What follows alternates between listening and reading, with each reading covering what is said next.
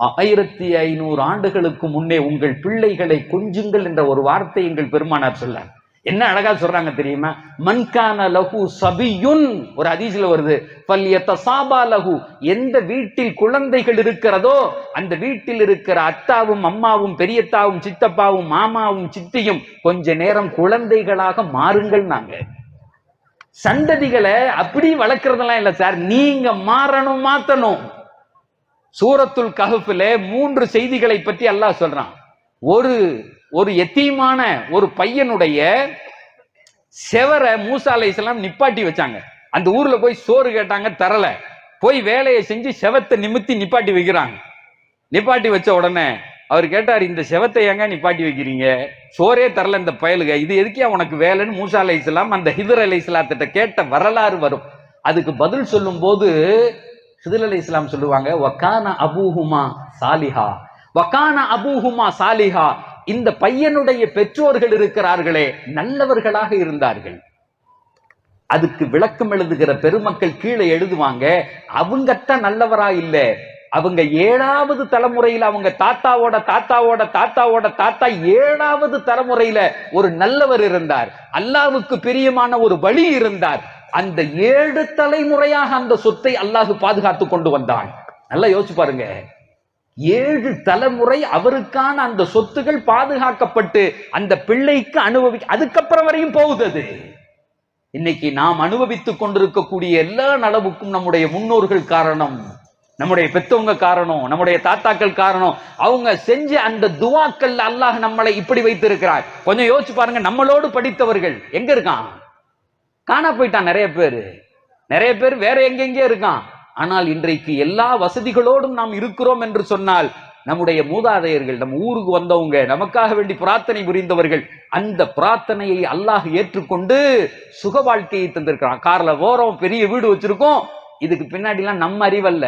இன்னமா துர்ஸகூன லிதுஅஃபாஇக்கும், பெருமானார் சொல்லுவார்கள், உங்களுக்கு வருகிற ரிஸ்க் எல்லாம் உங்கள் வீட்டில் இருக்கிற வயோதிகர்களை, தாடி நரைத்தவர்களை அல்லது சிறு குழந்தைகளின் முகத்தை பார்த்து அல்லாஹ் உங்களுக்கு போடுகிற பிச்சை என்று சொன்னார்கள். என் அறிவல்ல, என் திறமை அல்ல. என்ன உன் திறமைன்னா ஒன்ன மாதிரி இன்னும் திறமை இருக்கான? அவன்லாம் காணா போயிட்டானா? எப்படி போனான்? நீ எப்படி இப்படி சுகபோகமாக வாழுகிறாய்? சகோதரர்களே, யோசிக்க வேண்டும். அல்லாஹ்வினுடைய கிருபையினால், அவர்களுடைய துவாக்களினால் அல்லாஹ் நம்மளை வாழ வைக்கிறான். நாமும் நம் பிள்ளைகளுக்கு துவா செய்யணும். எப்படி துவா செய்யணும்? எங்க பிள்ளைகளுக்கு நலவு வரணும்னா என்ன துவா செய்யணும்? கடைசியாக ஒரு விஷயத்தை உங்களுக்கு சொல்லித்தரலாம்னு நினைக்கிறேன். நீங்கள் ஒரு துவாவை செய்தால் உங்கள் பிள்ளைகள் எது சரியான படிப்பென்று தேர்ந்தெடுப்பார்களே, இதான் என்ன தெரியல. இன்னைக்கு படிச்சுட்டு நிறைய பிள்ளை இருக்கான், வேலைக்கு போக முடியல. நிறைய வீடுகள்ல இந்த இன்ஜினியரிங் படிச்சிருக்கான், வீட்டிலே இருக்கான். அவங்க அத்தா டெய்லி பாக்குறாரு, ஏன்டா வேலைக்கு போவோம்ல அப்படிங்கிறான். போவோம்ல, பேசாம இருக்கான். என்னடா இவன் இப்படி இருக்கான்? படிக்கிறதுக்கு என்ன படிக்கிறதுன்னு தெரியல. அன்னைக்கு ஒரு ஊருக்கு போயிருந்தேன். 10th படிக்கிற பசங்க, +2 படிக்கிற பசங்களுக்கு ஒரு செமினார் மாதிரி வச்சிருந்தாங்க. முதல் பையனை எழுப்பி கேட்டா, எத்தா நீ என்னடா படிக்க விரும்புற அப்படின்னு. அவன் எந்திரிச்சு சொன்னா, டாக்டர் ஆகணும்னா. அதுக்கு நீட் எழுதணும் மேடா அப்படின்னு கேட்டேன். அதுக்கு என்ன செய்யறது, அது அன்னைக்கு பார்த்துக்குவான்ட்டான் நீட்டுக்கு. அடுத்தவனை கேட்டேன், இன்ஜினியரிங் படிக்கணும்னா. 3வது கேட்டேன், அவன் IAS ஆகணும்னா. 4வது பையனை எழுப்பி கேட்டு, நீ என்னடா படிக்கணும்னு, தெரிலங்க அப்படின்னா. அதுக்குதான் கொண்டு வந்து உட்கார வச்சிருக்காங்க. அந்த பையன் சொன்னா தெரிலங்கன்னா, நான் சொன்னேன் இந்த 4வது பையன் சொன்னதான் கரெக்ட் ஆன்சர்.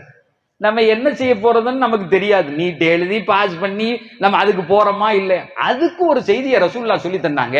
உங்கள் பிள்ளைகளுக்காக வேண்டி நீங்கள் இதை செய்தால் உங்கள் பிள்ளைகள் எங்கே போக வேண்டும் என்று வழிகாட்டப்படுவீர்களே, அது உங்களுக்கு வேணுமான்னு கேட்டிருக்காங்க. சகோதரர்களே, எங்க ரசூலுல்லாஹ் சொன்னாங்க, நீங்கள் ஒரு வார்த்தையை சொன்னால் உங்கள் பிள்ளைகள் என்ன படிக்க வேண்டும் என்று உங்களுக்கு வழிகாட்டப்படுமே. நமக்கான வழிகாட்டுதல். உங்க பிள்ளை எந்த வேலைக்கு போவாங்கிறதுக்கு அதை ஓதனோன்னு உன் பிள்ளை வேலைக்கு போவான்ல, அடுத்த மாசமே படிச்சு முடிச்ச உடனே, அது வேணுமா? ரசூலுல்லாஹ் சொன்னாங்க, ரப்பனா ஆதினா மின் லதுன்க ரஹ்மத்தன் வஹய்யி லனா மின் அம்ரினா ரஷதா. இவ்வளவுதான் வார்த்தை. உங்க ஹஜ்ரத்திட்ட கேட்டீங்கன்னா அந்த நம்பர் சொல்லி உங்களுக்கு வாட்ஸ்அப்ல அனுப்பி விடுவாங்க. படிக்க வேண்டிய பிள்ளைகள் இருந்தால், வேலைக்கு போக வேண்டிய பிள்ளைகள் இருந்தால் எழுதி வைத்துக் கொள்ளுங்கள். 1500 ஆண்டுகளாக இந்த சமூகம் இந்த துவாவை கொண்டு தங்களுடைய பிள்ளைகளை ஷேப் பண்ணிருக்கான். இன்ஜினியர் படிச்சுட்டு 10 வருஷமா வேலை இல்லை சொல்ல மாட்டான். படிச்சு முடிச்சு அடுத்த நாள் உன் பிள்ளை வேலைக்கு போயிடுவான்.